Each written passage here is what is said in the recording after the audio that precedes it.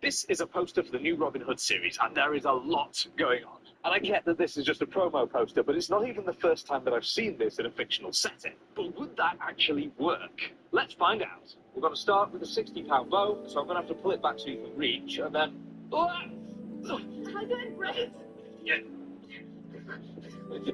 Yes, I think it counts as a draw. Oh, stupid. And then there's this version, where they both hold and draw at the same time. That's easier. Let's try that a little heavier and see if we can boost it. But this one's 87, so you should have some control over it still. Yeah. I mean, there's something in this. I guess we just got to shoot an arrow now. So step one, the silly way.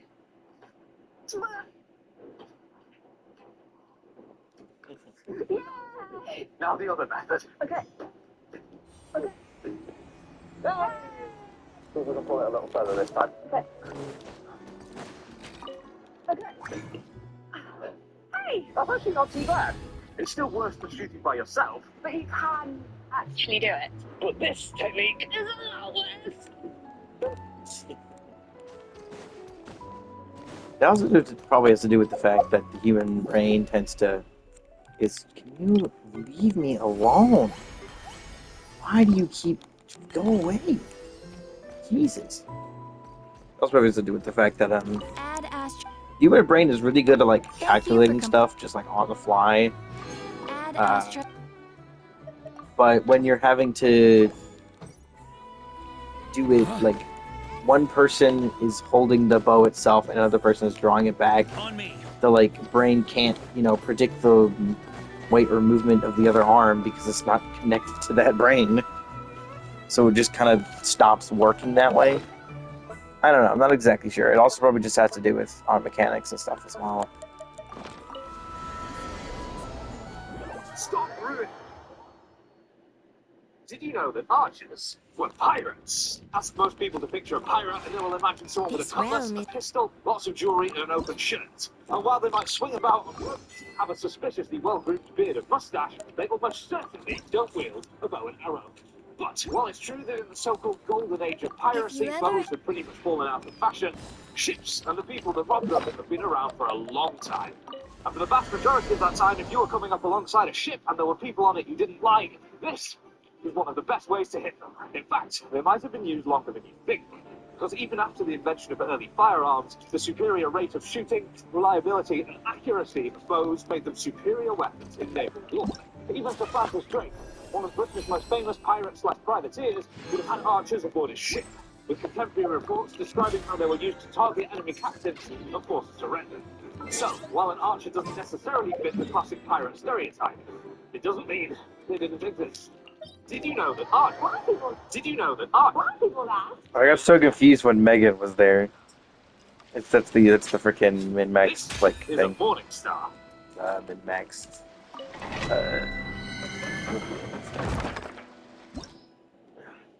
I ran out of the cappuccino mix I've been using. My grandfather, or specifically my mom's father, which we all just call Grandpapa. He had told my mom that I should use like cappuccino mix instead, or like as coffee. And I've been drinking that a lot, and it's really good. It's really easy to get the right amount of it that you want to taste good.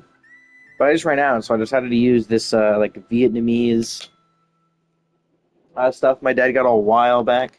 It's so much of it, but it's just like it's this Vietnamese like packets of coffee. The problem is, it's just, I don't know what's in it. It's really hard to get it in the right amount. Like with everything else.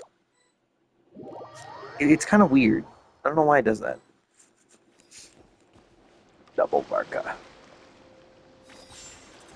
And a skirt. And a visor.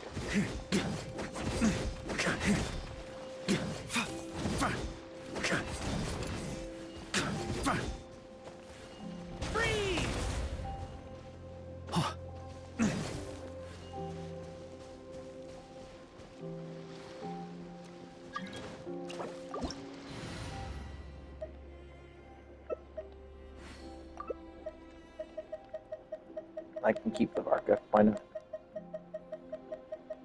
Don't come level 100. Jesus. Level 100 skirk.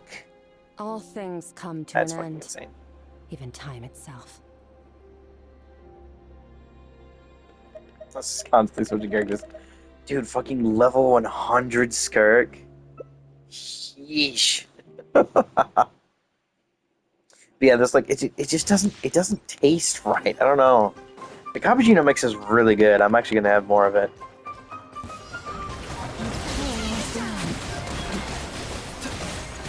Taking a turn for the better. Lasting force.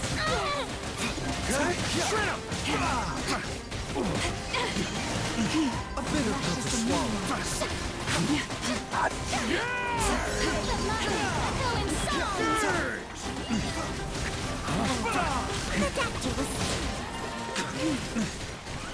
Receive my blessing. Seems like an emergency.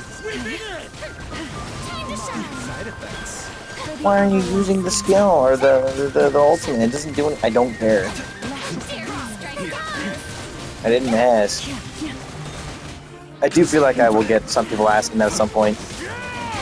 I had similar things happen with Hard Star Rail in the past, where people would ask why I'm doing certain actions, and I'm like, because I can, and I like doing it this way. Primarily, I think the one thing I could think of is definitely, well, two things in particular. One was not using Chintra's ult as much as I should have, according to them. I just used it as a safety net. I don't really care about using it for anything else.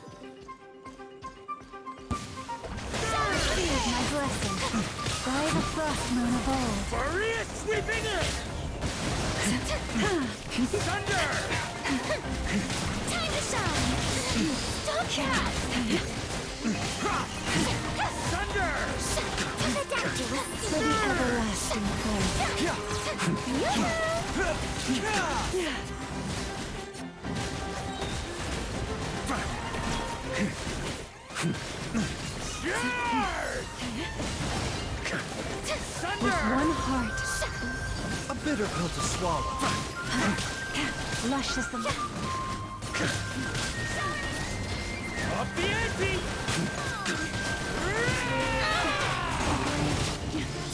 the everlasting forest. Branches a song. The other thing I think of is what I used to use in my original, what I call my proto Firefly team. I had Bronya in there, and I was using Bronya's skill on Firefly a lot. And the reason why people were confused and telling me not to do that, I knew, which was that damage bonuses don't really help her. But I wasn't using her for the damage bonus. The damage, the crit damage and attack. Well, the crit damage were to help the other characters, but the attack was to help Firefly. But also the speed control part. At the time, I didn't have like a fast Firefly, and I didn't want to bother building one. I didn't get a properly fast Firefly for a very long time. Taking a turn for the better. That's good.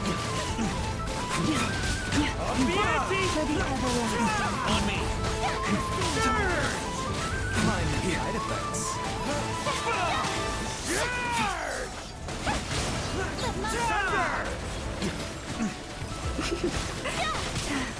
By the frost and the cold. Remember, health comes first. But yeah, I didn't really care at the time. It took me. When did I finally swap Bronya out of that? I'm actually not sure. With one heart, we pray. Receive my It was at some point. I eventually ended up swapping Bronya out of the team, and then I slowly but surely built up to the team I now use, which is an actual good Firefly team. Mostly just because I actually really like the characters themselves, and also just because I like how they worked and stuff like that.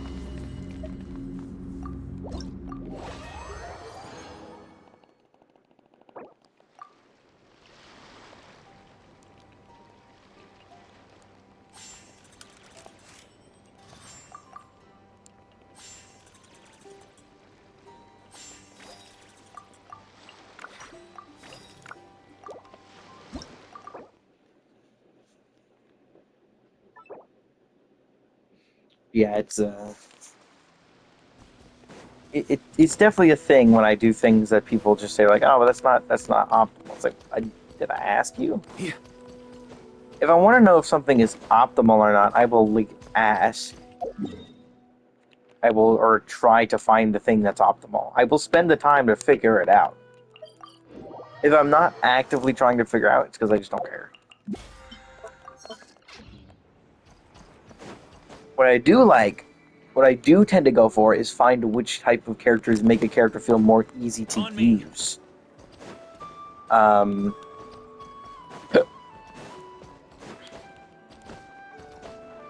If a character makes another character like feel much more usable, that is the type of stuff I care about. But Varka, I use his ultimate because it feels nice to be able to stop for a second, and also because it don't care that it's that much damage. It just feels nice to use the ultimate.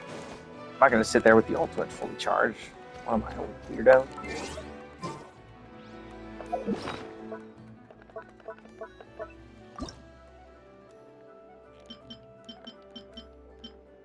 People are too focused on maximizing damage numbers.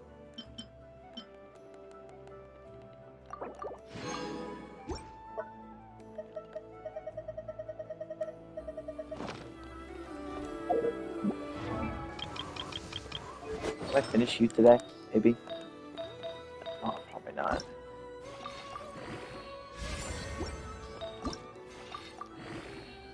Eh.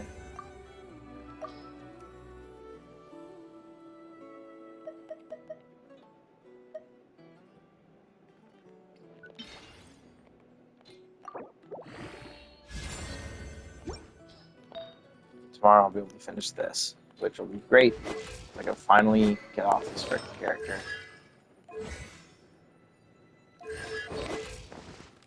That would be nice. What? I think that would be just enough to get them over 2K. I like to drink on occasion. Any and every occasion. Good one. Wait, something I haven't done a bit, because I keep forgetting to do it, is I need to go to Natland. Kachina! I forgot Kachina could have these. I feel like I haven't done these in a while, but for some reason only one is showing up. But it's kind of weird. Named for their spiky shape, morning stars crop up reasonably often in fiction and artwork as either one-handed maces or even flails. But a number of surviving historical examples are significantly larger. Unlike this replica from Todd's workshop, they could be well over 6 feet in length, making it one of the few real-life weapons that is larger than the fantasy equivalent. But despite looking badass as hell, it has some significant drawbacks. The large head makes it heavier and more unwieldy than many other puppets. Where's Kanish doing it? First, keep smiling. And when clients arrive, remember to greet them. Then, introduce designs and colors to them based on their needs. Oh, she's helping me a Well, lot. that's everything memorized. We should be fine now, alright? Come on, Kachina. Moalani's put her trust in you, so you can't mess this up. You can do it! You totally can! Well, welcome to Leisurely Puffer Water Sports Shop. Huh? Traveler, it's you! Well, Moalani's gonna be leading tours over the next couple of days. She'll have to start prep work today, in fact, so that left the shop without staff. Now, she did say that closing it for a while would be okay, but since I happen to be free, I thought I'd do something for a friend. And I might open a cake shop someday, so getting some experience now couldn't hurt. Thanks for the encouragement.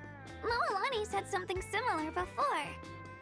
I know I can do this. Sure. Needs. Delicious. Hey, Kanish, what are you idling around for?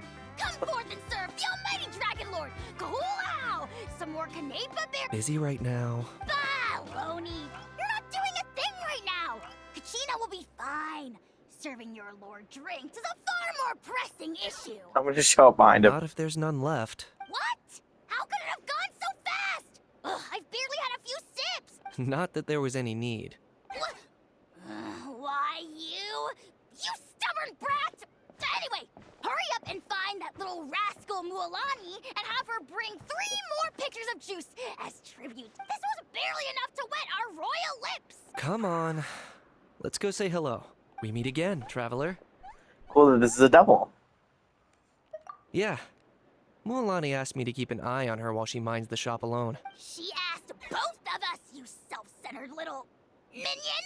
The almighty Dragon Lord and his accomplishments shall not be overlooked! Then let all know that the mighty Ahau spent all our advance payment before we could even finish the commission.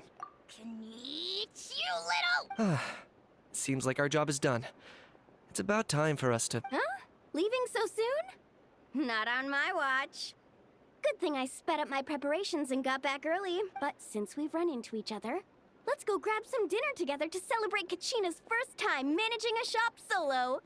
Traveler, you should join us too. Look, Kachina spotted us. Oh, and by the way, there will be lots of iced Canepa berry juice at the dinner. Ahem. Then I, Kuhula How, Wait. shall deign to accept Is that this like is that a How's favorite drink? Is that canon now? Yay! Coming, Mualani! So cute.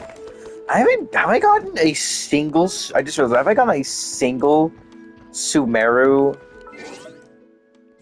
anecdote? Can there be Sumeru anecdotes? There's gotta be, right? Let me open the anecdote menu. Looking for Sumeru characters. Okay, there are Sino, but micromanagement I think is in there. I think there are a few, but I haven't gotten any in a while. Ale, Sino.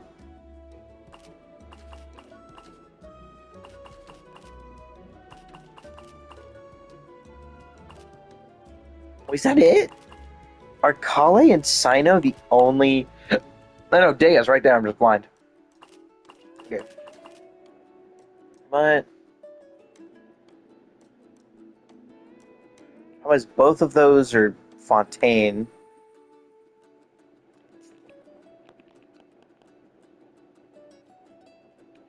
I should be paying attention to when I get them in other places, or specifically when I get them in Sumeru, and then I need to remember to use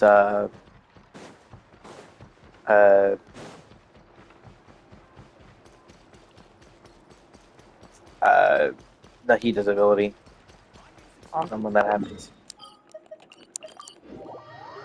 Arts. And its construction with separate hemispheres, individually forged spikes, would have made it costly to produce. And given that you can achieve something similar for much less cost,